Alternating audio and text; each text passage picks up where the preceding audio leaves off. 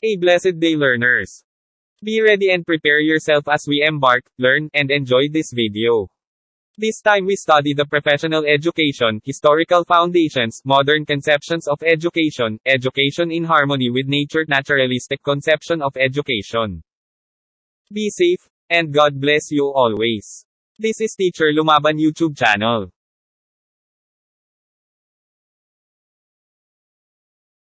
Commit your way to the Lord, trust also in him, and he shall bring it to pass.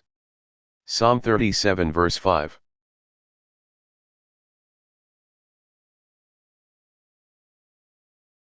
Education in harmony with nature, naturalistic conception of education. Edukasyon na naaayon sa kalikasan, naturalistikong konsepsyon ng edukasyon. Applied to education, naturalism considers a child as a gift of nature with potentialities for natural growth according to the laws of nature. The child is an active individual capable of self-development.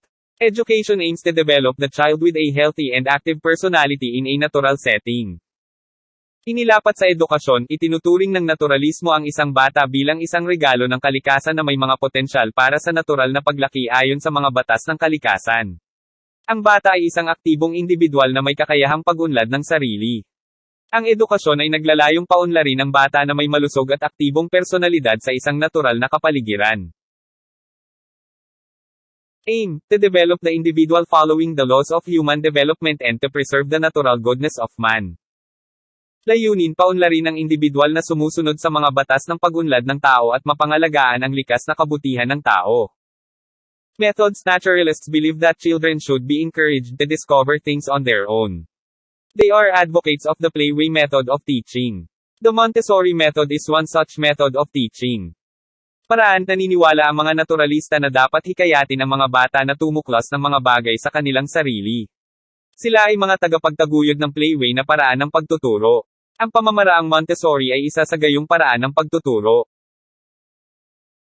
Content. Holistic education, physical, moral, intellectual. Nilalaman, holistic na edukasyon, pisikal, moral, intelektual. Proponent. Nagsusulong, Jean-Jacques Rousseau. I can do all things through Christ who strengthens me.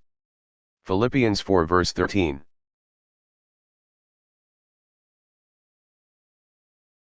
I hope you enjoyed and learned something new from our topic on professional education, historical foundations. If you learned something from this video, please give this video a thumbs up.